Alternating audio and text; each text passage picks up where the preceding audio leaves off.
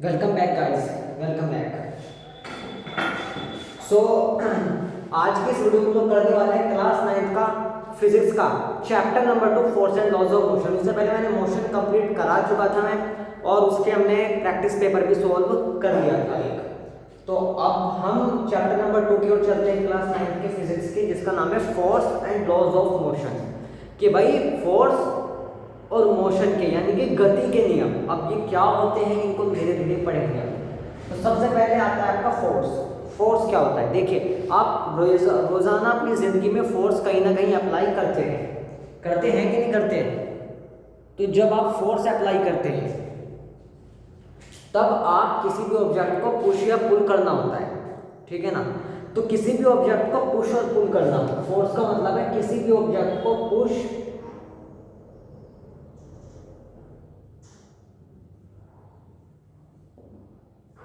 और पुल करना। The agency of push और पुल ऑन एन ऑब्जेक्ट। किसी भी ऑब्जेक्ट पे पुश या पुल करते हैं आप तो वो फोर्स होता है, ठीक है ना। अपनी एनसीईआरटी के एग्जांपल पढ़ लीजिए। जैसे कि ये ड्रायर को खींचा आपने, ये जो ट्रॉली है, ट्रॉली को आपको पुश करा करके मूव कराना है, इसको आपको बैट को बॉल में हिट करना है आपको, ठीक है ना। तो देखो पुश पुलिंग और hitting objects change their state of motion. मतलब पुश या पुल करके जो ऑब्जेक्ट की स्टेट में चेंज आता है उसको वो हो जाता है फोर्स। फिलहाल केवल इतना समझिए कि किसी भी ऑब्जेक्ट को पुश या पुल करना ही फोर्स कहलाता है। ओके,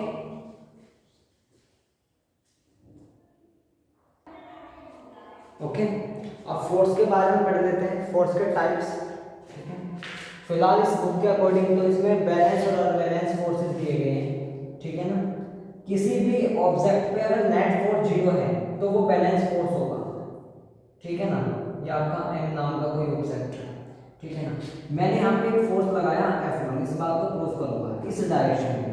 इसकी अपोजिट डायरेक्शन में एक और फोर्स लगाई इस ऑब्जेक्ट पर F2, तो क्या हो जाएगा, दोनों फोर्सेस आपस में इक्वल अपोजिट है, तो क्या हो जाएगा F1 is equal to minus का F2। अब ये माइनस का F2 इधर आएगा तो हो जाएगा प्लस का F1 प्लस F2 बराबर 0। मतलब कि सभी फोर्सेस का जो सम होता है वो कितना होता है, नेट फोर्स। तो F नेट बराबर कितना हो जाएगा, 0। इसमें क्या होता है, इसमें नेट फोर्स 0 नहीं होता, नॉट इक्वल्स टू 0। ये बात समझिएगा आपके पास। अनबैलेंस और बैलेंस फोर्स आपको समझ में आ जाएगा, ठीक है ना। एक और बात ध्यान रखिएगा, दोनों फोर्स लग रहा है इस ऑब्जेक्ट के, अगर F1 F2 से बड़ा है या F2 F1 से बड़ा है तो इस कंडीशन में आपकी रहेगी अनबैलेंस फोर्स।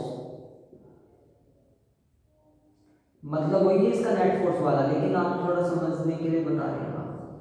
और अगर F1 आपका इस तरह की कंडीशन को सेटिस्फाई कर रहा है तो हो जाएगा आपका balance force.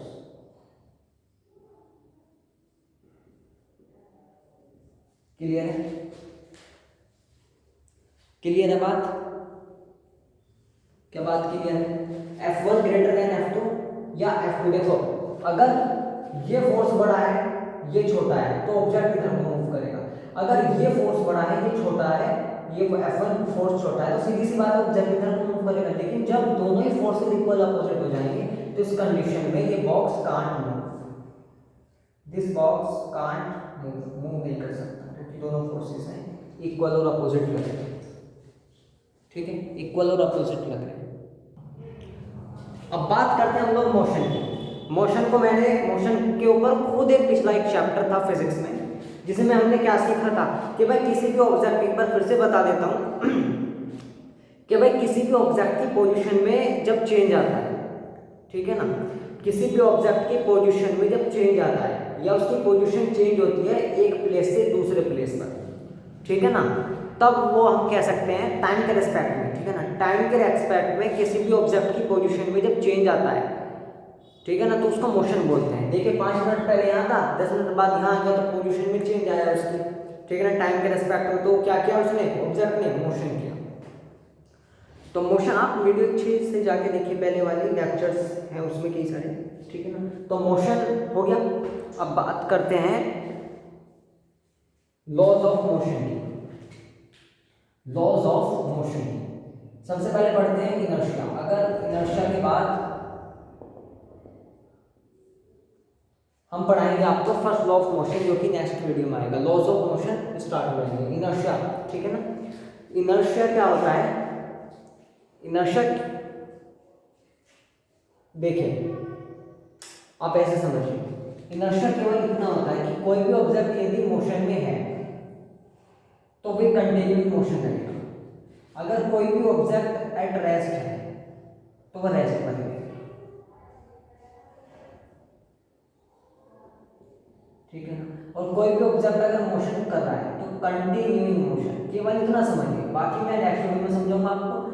Continue in motion, केवल इतना समझिए। कोई भी ऑब्जेक्ट अगर रेस्ट पे है तो रेस्ट पे रहेगा, कोई भी ऑब्जेक्ट यदि कंटिन्यू मोशन कर रहा है तो वो कंटिन्यू मोशन करेगा। ये होता है आपका इनर्शिया, ठीक है ना। केवल इतना समझिएगा, नेक्स्ट वीडियो में लोग लॉज ऑफ मोशन लेकर आएंगे। Okay, thank you.